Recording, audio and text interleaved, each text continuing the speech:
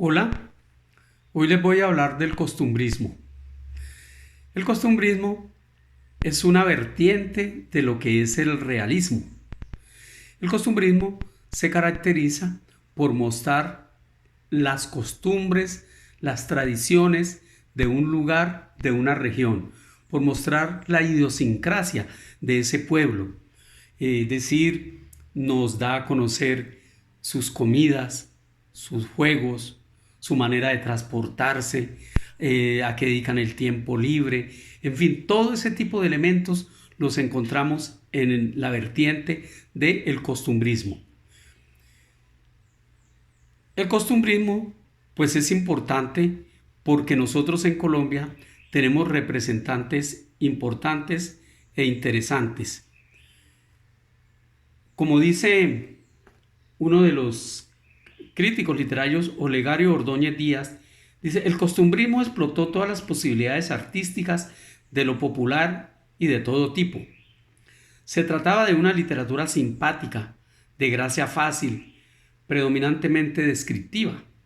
Sus cuadros de costumbres tan vivos, sentimentales y con olores propios valen hoy no sólo como escritos de creación literaria, sino como documentos de carácter social que plasma la cultura de épocas, realidades y condiciones humanas que los pueblos contemporáneos recuerdan con nostalgia.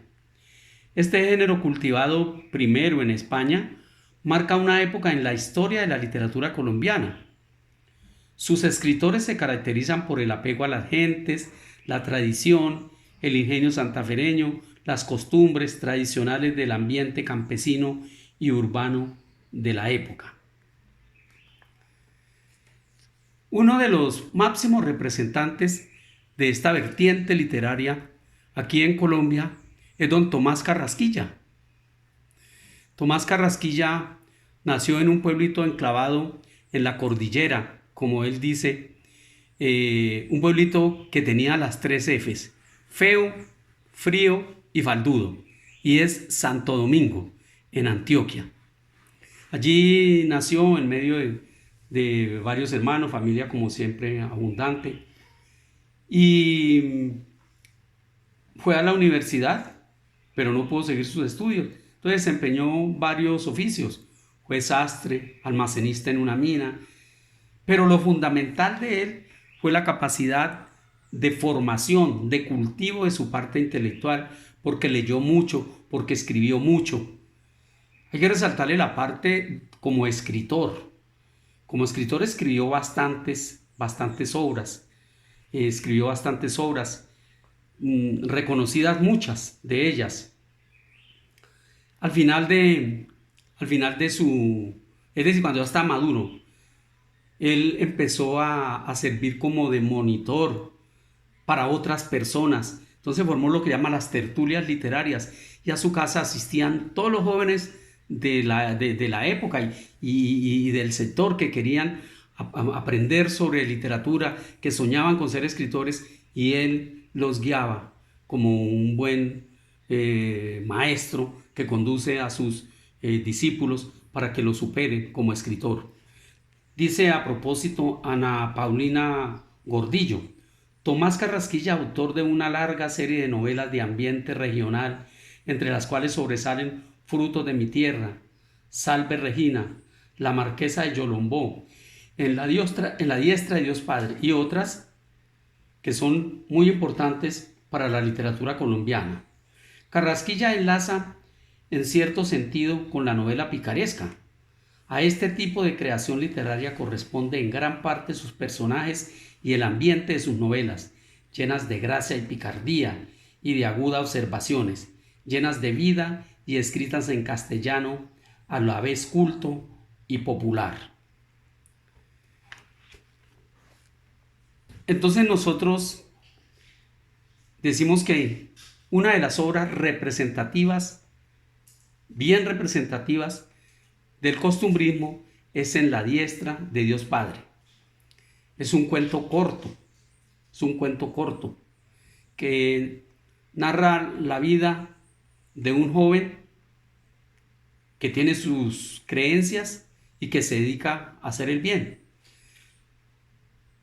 El argumento lo voy a obviar porque ustedes van a leer el libro y les voy a dar una guía de lectura. Pero ¿por qué la diestra de Dios Padre es costumbrista? Bueno, pues primero por las creencias, por las costumbres, la costumbre de la gente primero las creencias de tipo religioso y esas creencias están ligadas a sus costumbres. La costumbre de antes de acostarse siempre rezar el rosario, hacer sus oraciones, en fin, todo ese tipo de cosas. Por los juegos o diversiones o pasatiempos. Entonces en esa época era muy común que la gente pasara su tiempo jugando naipes, jugando a las cartas, jugando dado, ese tipo de juegos que le permitía distraerse. Pero hay algo fundamental que es la forma del lenguaje, el lenguaje que utiliza, característico de campesinos, montañeros, con una habla particular, un lenguaje particular, lleno de dichos, economía lingüística, se comen las palabras, en fin, no dicen las palabras de manera correcta, en fin. Esto nos demuestra además que el nivel del lenguaje varía de acuerdo al grupo social que lo utilice, desde lo culto hasta las jergas, como son dichos y demás que aparecen en la obra de Tomás Carrasquilla, tal y como se expresa la gente de alguna región, de alguna comunidad, de algún pueblo. Ahora, ¿cuáles son los temas importantes que plantea la obra? Yo en eso voy a expresar algunas cosas. Me parece que en primer lugar la religiosidad, porque toda la obra gira a partir de un hecho de tipo religioso, la aparición de San Pedro y Jesús.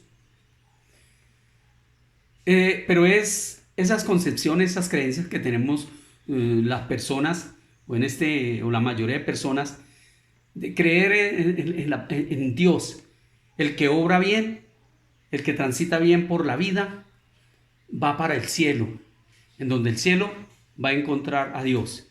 Y el que obra mal, el que cae en pecado, va para el infierno. Entonces en el infierno se encuentra el diablo. Es decir, la forma de vivir el mundo entre buenos y malos. Eso en buen lenguaje se llama maniqueísmo. Vivir entre buenos y malos, eso es maniqueísmo, pero está planteado. Entonces la religiosidad es un elemento muy importante en la obra de Tomás Carrasquilla. Ahora aparecen los valores. Es otro tema muy importante que aparece muy afianzado en la obra. Los valores representados en Peralta, porque Peralta es símbolo de solidaridad. Es una persona solidaria que le ayuda a las personas, le ayuda a los enfermos, le ayuda a los necesitados. La generosidad, es generoso. Con su casa la comparte, no importa que llegue, que le invadan la casa, él les va dando su acogida y los tiene ahí para ayudarles, para socorrerlos, para protegerlos. El otro es el desprendimiento. Bueno, desprendimiento de los bienes materiales. A él no le importan los bienes materiales. Él no le importa comprar ropa, vestirse bien. Vive con una sola mudita de ropa y la chento, en fin, como le dice su hermana. Pero a él no le interesa. A él lo que le interesa es hacer el bien, ayudar, socorrer, proteger. Y cuando está ganando recursos, porque llega un momento dado en que gana recursos, en que gana plata a través de los juegos, esa plata no lo cambian, antes por el contrario ayuda más a las personas, ayuda más a la gente. Pero como no ha de faltar las cosas negativas, entonces vienen, algunos le llaman antivalores, no sé, lo negativo, los flagelos humanos, para mí. Esos flagelos humanos que sobresalen ahí, me parece la envidia y la deslealtad. La envidia porque en la medida en que no era pobre, pero no le faltaba nada y ayudaba mucho a la gente, le traía envidia, mucha gente envidiosa. Y cuando empezó a ganar recursos, también la gente envidiosa, lo envidiaban. Empezaron a levantarle mentiras, falsos testimonios. y allí viene la deslealtad. Muchas de las personas que él ayudó, que socorrió y los protegió, empezaron a hablar mal de él, a decir que de dónde había sacado recursos, que era que seguro había asaltado a alguien, había robado, o que se había unido con Satanás para poder conseguir todos esos recursos que consiguió. Cuando le regaló recursos a su hermana para que comprara su casa y tuviese su empleada, la gente también murmuraba. Envidia pura, envidia total, que es lo que nos deja este libro. Y muchos otros valores, pero para no alargar las cosas, vamos a dejarlo de esa manera, que esos son los valores sustanciales y fundamentales que aparecen en la obra. Ahora para ustedes, queridos estudiantes, ¿qué les pregunto yo para que me respondan en el cuaderno bien organizadito?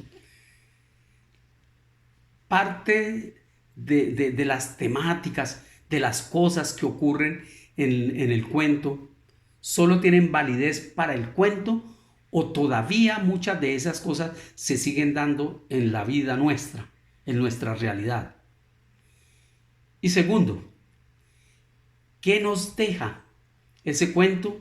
¿Qué enseñanza nos deja para nuestro crecimiento personal e intelectual? Así de sencillo. Dios los bendiga.